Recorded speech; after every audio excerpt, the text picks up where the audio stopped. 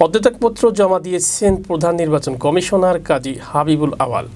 5 সদস্যের নির্বাচন কমিশন আজ বৃহস্পতিবার দুপুর 12টার দিকে নির্বাচন কমিশন সচিবালয়ের মিডিয়া সেন্টারে এক সংবাদ সম্মেলনে তারা পদত্যাগের এই ঘোষণা দেন।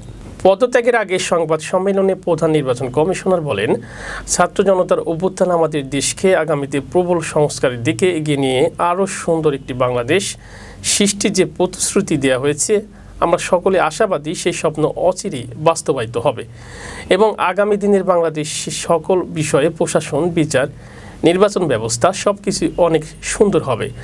তাদের পদত্যাগপত্রগুলো নির্বাচন কমিশন সচিবালয়ের সচিবের মাধ্যমে রাষ্ট্রপতির কার্যালয়ে পাঠানো হবে।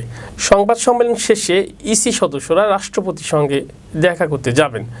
2022 সালের 26 ফেব্রুয়ারি সিএসি হিসেবে নিয়োগ পান সাবেক সিনিয়র সচিব কাজী হাবিবুল আওয়াল।